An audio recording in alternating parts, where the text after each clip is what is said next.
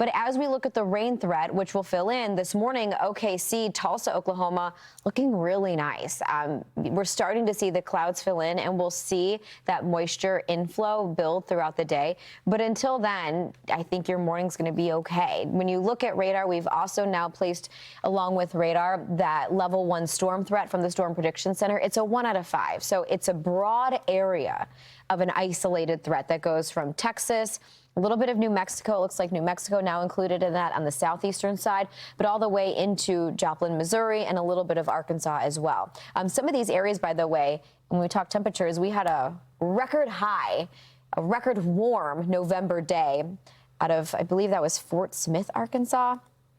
Regardless, we've been watching the heat here too. So with the threat, there is some moisture over New Mexico right now, but quiet over Texas. A little bit of a dry line also too for West Texas, and a front right over the Red River Valley. So we'll see how things spur up through the day, but ultimately waiting on this trough. Ooh, water vapor satellite. Thanks, Matthew. Yeah, it's a nice look, right? You've got that digging trough out to the west, and that's sending lobes of energy. It's also tapping into some Pacific moisture. So we don't yet have much of a response from the Gulf.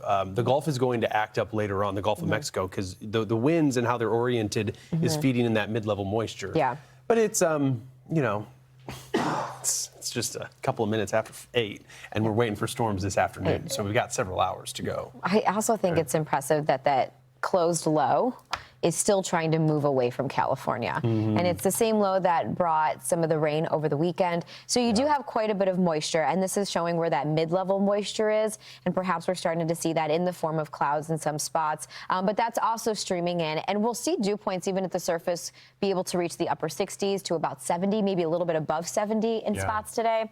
So any heavy rain that develops, and there's still some fine tuning to see where the heaviest rain sets up over the next 24, 36 hours, but there's a flood watch already. Yeah, the flood watch is for the hill country, and then it even includes portions of the Big Bend of Texas that are outside of the hill country. But you see some familiar cities, right? Of course, Kerrville, Texas, Austin.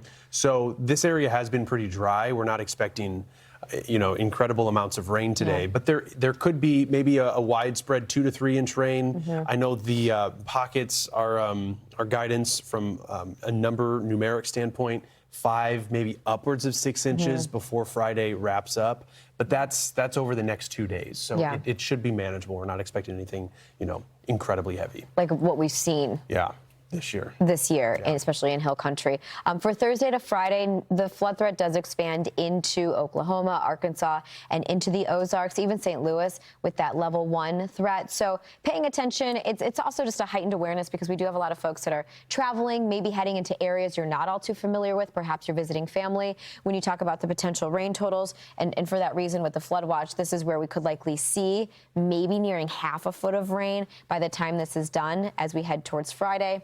Just need to pay attention to where maybe you get a couple of rounds of heavy rain. That's the name of the game. And honestly, it seems as if today, aside from the storm threat that we're going to see materialize, this rain should be very manageable. This is always a look. I always come into work and check out a lot of that moisture that you see popping up on our Fox weather model.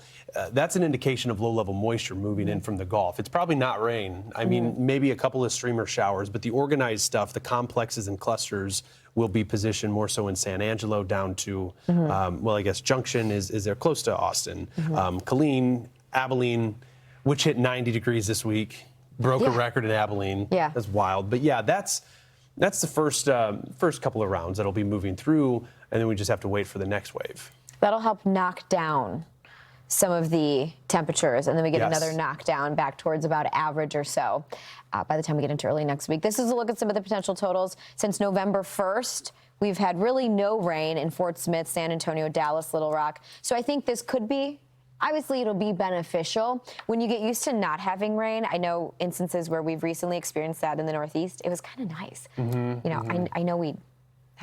I know we needed it, but it was nice to have a dry stretch. In regards to the flooding, I also want to point out, so this is the new development, Texas Governor Greg Abbott has already activated the state emergency response and trying to get resources ready to go out ahead of the flood threat. So that's an update that we were just told about. And this is in regards to that flood potential we could see, especially in hill country and portions of Texas, into Friday morning. It's good they're paying attention. They need to be. When you look at flood watches that have been issued in past events, a lot of times you don't take those seriously. But every flood watch that's issued by the National Weather Service offices, this one specifically has been issued by in part, the New Braunfels office, and San Antonio's in it. Austin, Texas is in it. So we'll see. And Dallas could be on the rainy side too. So, we've got some rainy days ahead of us in Texas, but it is much needed.